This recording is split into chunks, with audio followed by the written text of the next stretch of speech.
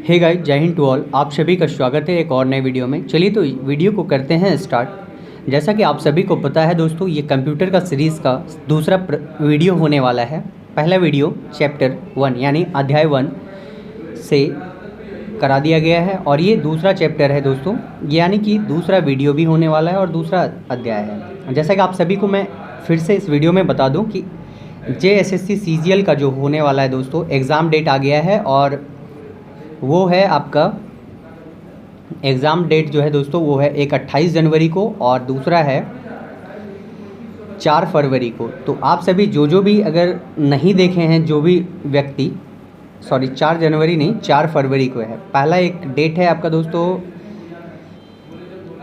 28 जनवरी और दूसरा है 4 फरवरी को।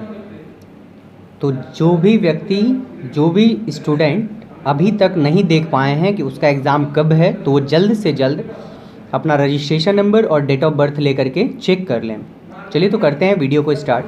आज का वीडियो में हम बात करेंगे अध्याय 2 से। पहला अध्याय हम लोग ने कर लिया है, पहला अध्याय को करवाए थे पहले वीडियो में, और इस वीडियो में हम बात करने वाले हैं सेकेंड चैप्टर यानी कंप्यूटर के विकास के बारे में। इससे संबंधित जितना भी प्रश्न होगा ऑब्जेक्टिव टाइप, हम सारा इस प्रश्न करेंगे।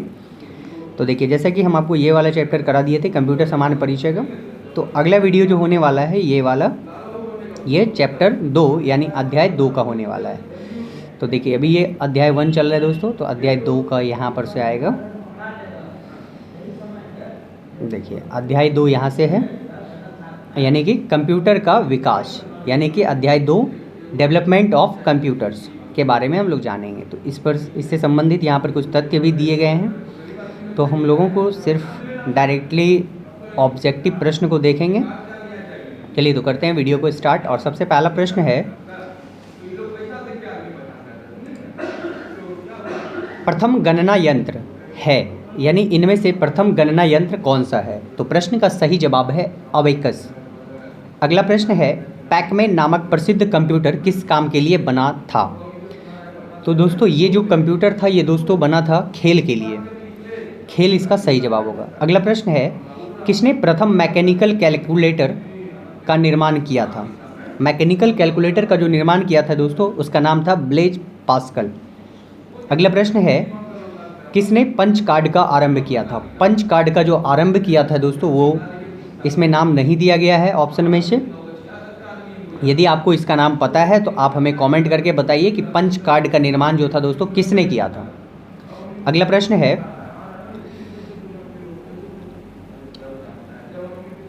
वह कंप्यूटर जिसका निर्माण प्रथम पीढ़ी कंप्यूटर से पहले हुआ था, कौन सा कंप्यूटर है? प्रश्न का सही जवाब है ऑप्शन नंबर सी यानी इलेक्ट्रिकल कंप्यूटर। अगला प्रश्न है, एनालॉग कंप्यूटर है, एनालॉग कंप्यूटर जो है क्या है?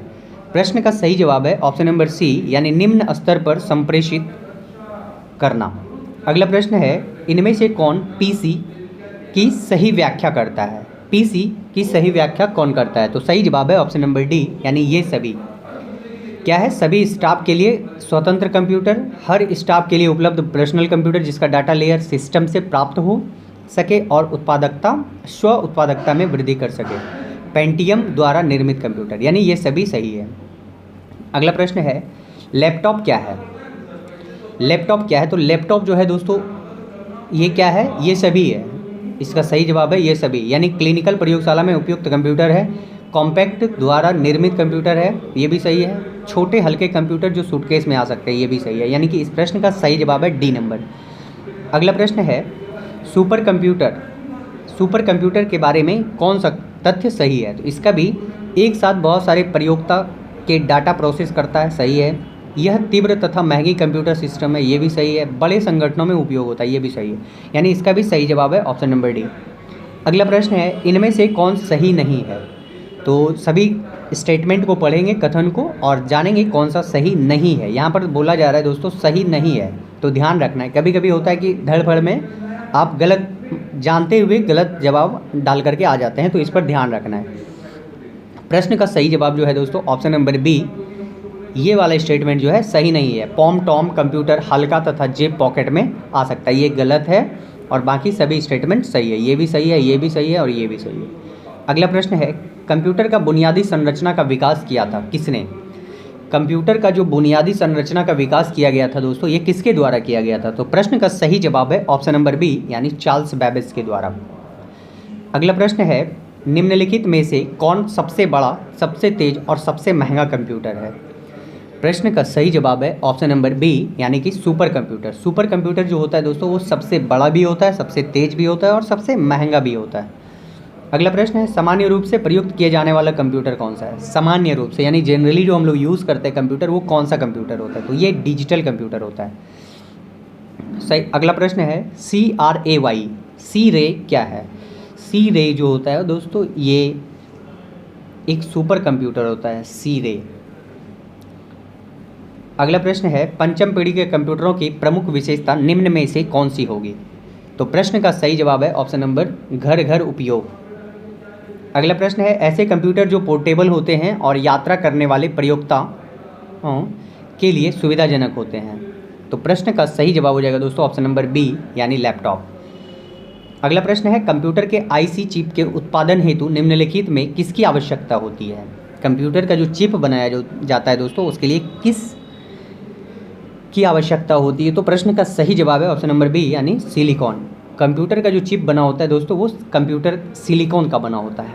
अगला प्रश्न है, मल्टी प्रोग्रामिंग का प्रयोग किस पीढ़ी के कंप्यूटरों से शुरू हुआ था? मल्टी प्रोग्रामिंग का प्रयोग जो था दोस्तों, वो किस पीढ़ी के कंप्यूटर से शुरू हुआ था? सही जवाब है तृतीय पीढ़ी के कंप्यूटर से। अगला प्रश्न है, मेन फ्रेम कंप्यूटर के लिए मल्टिक्स ऑपरेटिंग सिस्टम कहाँ बनाया गया है? तो इस प्रश्न का सही जवाब हो जाएगा दोस्तों ऑप्शन नंबर डी यानी बेल प्रयोगशाला में।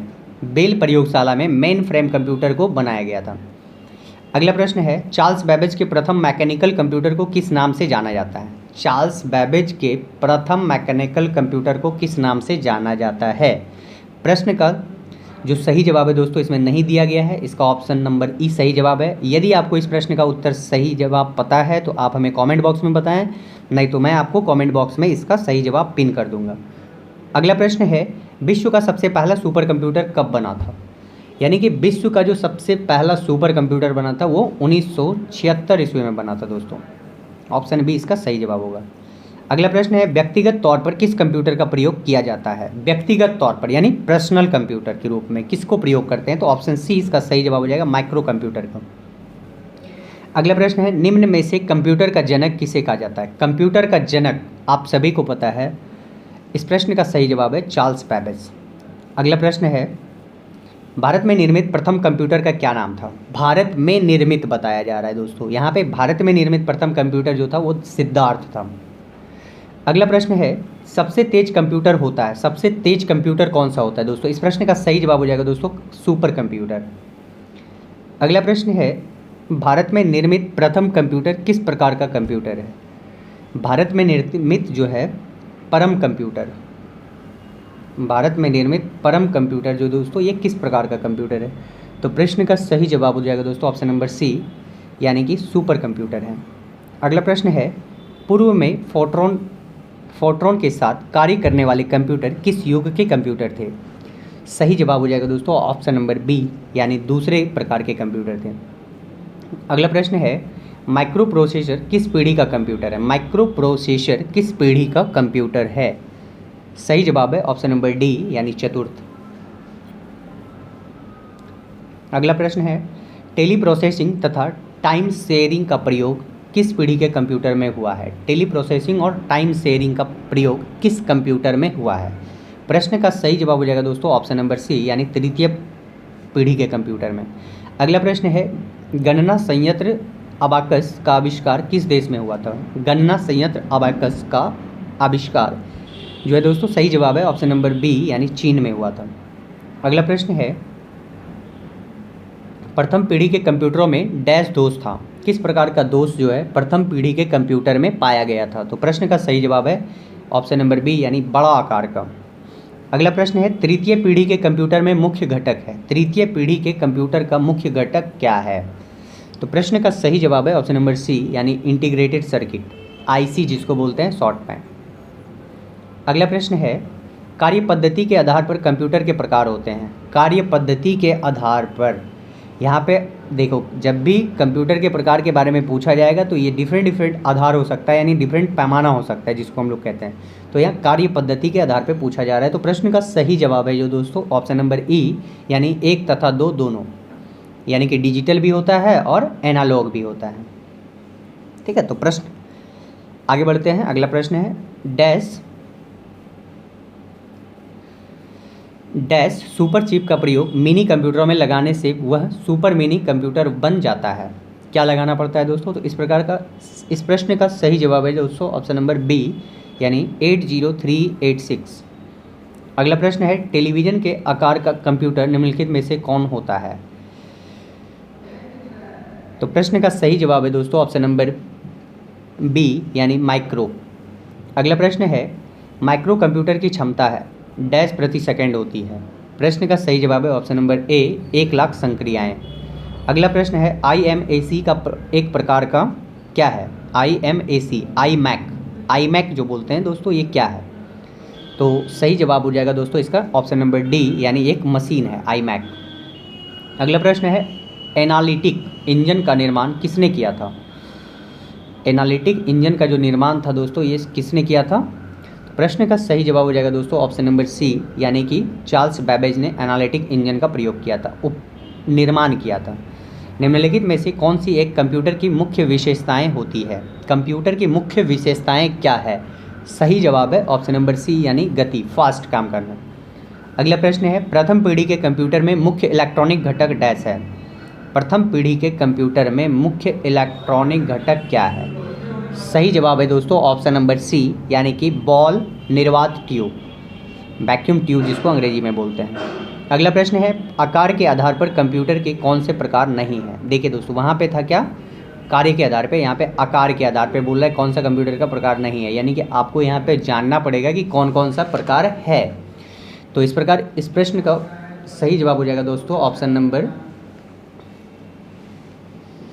ई, यानी कि ऑप्टिकल कंप्यूटर। ये नहीं है, बाकी सभी है। माइक्रो कंप्यूटर है, मिनी कंप्यूटर है, सुपर मिनी कंप्यूटर है, मेन फ्रेम कंप्यूटर है, यानी कि ये सभी इसका प्रकार है और ऑप्टिकल कंप्यूटर नहीं है, यानी कि 4 प्रकार के होते हैं आकार के आधार पे। अगला प्रश्न है अंकीय कंप्यूटर गणनाएं प्रति सेकंड, अंकीय कंप्यूटर डैश गणनाएं प्रति सेकंड कर सकता है। कितना कर सकता है अंकीय? ऑप्शन नंबर बी इसका सही जवाब है, करोड़ों। अगला प्रश्न है सुपर मिनी कंप्यूटर में कितनी संक्रियाएं प्रति सेकंड समाहित होती है? सुपर मिनी कंप्यूटर के बारे में पूछा जा रहा है दोस्तों, तो इस प्रश्न का सही जवाब हो जाएगा दोस्तों ऑप्शन नंबर बी, 5 लाख। अगला प्रश्न है माइक्रो कंप्यूटर में जो नहीं आते हैं उनका नाम डैश है। माइक्रो कंप्यूटर में जो नहीं आते हैं, यानी माइक्रो कंप्यूटर का कौन सा प्रकार नहीं है? प्रश्न का सही जवाब है ऑप्शन नंबर डी, यानी एटॉमिक कंप्यूटर। अगला प्रश्न है सर्वप्रथम पंच कार्ड का प्रयोग किसने किया था? सर्वप्रथम पंच कार्ड का प्रयोग किसने किया था? ऑप्शन नंबर डी इसका सही जवाब है, जोसेफ मैरी ने। पंच कार्ड का प्रयोग सर्वप्रथम किया था जोसेफ मैरी ने। अगला प्रश्न है निम्न में से किसे कंप्यूटर का पितामह कहा जाता है? कंप्यूटर का पितामह चार्ल्स बैबेज को कहा जाता है। तो इस प्रश्न का सही जवाब जो है दोस्तों ऑप्शन नंबर बी हो जाएगा, यानी चार्ल्स बैबेज। अगला प्रश्न है कंप्यूटर के विकास में सर्वाधिक योगदान किसका है? कंप्यूटर के विकास में सर्वाधिक योगदान किसका है? तो प्रश्न का सही जवाब हो जाएगा दोस्तों ऑप्शन नंबर डी, यानी कि वॉन न्यूमान ने। अगला प्रश्न है प्रथम अंकीय कंप्यूटर के ब्लू प्रिंट के विकास में सर्वाधिक योगदान किसका था? प्रथम अंकीय कंप्यूटर के ब्लू प्रिंट के विकास में सर्वाधिक योगदान किसका है? प्रश्न का सही जवाब हो जाएगा दोस्तों ऑप्शन नंबर बी, यानी चार्ल्स बैबेज का। अगला प्रश्न है सर्वाधिक आधुनिक कंप्यूटर की खोज कब हुई थी? सर्वाधिक आधुनिक कंप्यूटर की खोज कब हुई थी? प्रश्न का सही जवाब है दोस्तों ऑप्शन नंबर ए, यानी 1946 ईस्वी में। अगला प्रश्न है इंटीग्रेटेड सर्किट चिप का विकास किसने किया था? इंटीग्रेटेड आईसी चिप का विकास किसने किया था? तो इस प्रश्न का भी सही जवाब हो जाएगा दोस्तों ऑप्शन नंबर सी, ये रिपीटेड क्वेश्चन है, चार्ल्स बैबेज ने किया था। अगला प्रश्न है इंटीग्रेटेड सर्किट चिप पर किसकी परत होती है? तो अभी ये वाला क्वेश्चन पहले भी हो चुका है, तो इस प्रश्न का सही जवाब हो जाएगा सिलिकॉन, यानी आईसी चिप पर सिलिकॉन का परत चढ़ाया जाता है। चुंबकीय डिस्क पर किस पदार्थ की परत होती है? चुंबकीय डिस्क जो होता है दोस्तों उस पर किस पदार्थ का परत चढ़ाया जाता है? तो इस प्रश्न का सही जवाब है दोस्तों आयरन ऑक्साइड। अगला प्रश्न है सर्वाधिक शक्तिशाली कंप्यूटर है, सर्वाधिक शक्तिशाली यानी पावरफुल कंप्यूटर कौन सा होता है? ये सुपर कंप्यूटर होता है। अगला प्रश्न है डिजिटल कंप्यूटर किस सिद्धांत पर कार्य करता है? डिजिटल कंप्यूटर जो दोस्तों किस सिद्धांत पर कार्य करता है? प्रश्न का सही जवाब है दोस्तों ऑप्शन नंबर ए यानी गणना के आधार पर। कैसे, किस आधार पर? गणना के आधार पर करता है। अगला प्रश्न है सुपर कंप्यूटर अन्य कंप्यूटर से किस संदर्भ में भिन्न होते हैं, यानी किस पैमाने में भिन्न होते हैं। तो इस प्रश्न का सही जवाब हो जाएगा दोस्तों ऑप्शन नंबर सी यानी कि परिकलन क्षमता एवं बृहत स्मृति भंडार के आधार पर। अगला प्रश्न है आधुनिक डिजिटल कंप्यूटर में किस पद्धति का उपयोग किया जाता है। आधुनिक डिजिटल कंप्यूटर में किस पद्धति का प्रयोग किया गया है। प्रश्न का सही जवाब हो जाएगा दोस्तों ऑप्शन नंबर ए यानी द्विधारी अंक पद्धति। अगला प्रश्न है भारत में विकसित परम सुपर कंप्यूटर का विकास किस संस्था ने किया है। भारत में विकसित परम सुपर कंप्यूटर का विकास किस संस्था के द्वारा किया गया है। तो प्रश्न का सही जवाब है दोस्तों ऑप्शन नंबर ए यानी सी डैक एक संस्था है, इसके द्वारा परम सुपर कंप्यूटर जो है भारत में विकसित किया है। अगला प्रश्न है एकीकृत परिपथ यानी इंटीग्रेटेड सर्किट आईसी के आविष्कार के किस पीढ़ी का जन्म हुआ है। आईसी के आविष्कार से किस पीढ़ी के कंप्यूटर का जन्म हुआ है। तो प्रश्न का सही जवाब है ऑप्शन नंबर सी यानी तृतीय पीढ़ी। अगला प्रश्न है चतुर्थ पीढ़ी का मुख्य अवयव था। चतुर्थ पीढ़ी में कौन सा मुख्य अवयव है। प्रश्न का सही जवाब है ऑप्शन नंबर बी यानी बृहद एकीकृत परिपथ। अगला प्रश्न है एक छोटे सिलिकॉन चिप पर ट्रांजिस्टरों और अन्य इलेक्ट्रॉनिक उपकरणों के साथ पूर्ण इलेक्ट्रॉनिक सर्किट को डैश कहते हैं। प्रश्न का सही जवाब है ऑप्शन नंबर सी यानी कि इंटीग्रेटेड सर्किट। अगला प्रश्न है कौन सा डिवाइस उपकरण हाथ पकड़ हैंड हेल्ड ऑपरेटिंग प्रणाली का इस्तेमाल करता है। प्रश्न का सही जवाब है ऑप्शन नंबर ए यानी कि PDA। अगला और अंतिम प्रश्न है कोई कंप्यूटर एनालॉग डाटा को पहचानने और समझे इसके लिए पहले इसे क्या करना होगा। तो प्रश्न का सही जवाब है दोस्तों ऑप्शन नंबर सी यानी कि डी कोड किया जाना चाहिए, डी की कोड किया जाना होगा। तो इस प्रकार अध्याय 2 में जैसा कि आपको बताया गया है कि अध्याय 2 ये था और अध्याय 2 में 62 प्रश्न थे, तो अध्याय 2 का 62 प्रश्न टोटल करा दिया गया है। तो इस प्रश्न में इतना ही। यदि आप हमारे चैनल पर नए हैं तो चैनल को सब्सक्राइब करके बेल घंटी को दबाएं, और यदि आप JSSC की तैयारी कर रहे हैं तो आप हमारे चैनल के साथ परमानेंटली जुड़ जाएं, और JSSC से संबंधित कोई भी अपडेट होगा तो बहुत जल्द लेकर के आएंगे। और आप हमारे चैनल के प्लेलिस्ट में जाकर के कंप्यूटर से संबंधित और भी पुराने वीडियो को आप देख सकते हैं। चलिए, तो आज के वीडियो में इतना ही। आज का टॉपिक यही है, कंप्यूटर का विकास। तब तक के लिए जय हिंद। मिलते हैं अगले वीडियो में। आपको वीडियो कैसा लगा कमेंट करके ज़रूर बताएं। धन्यवाद।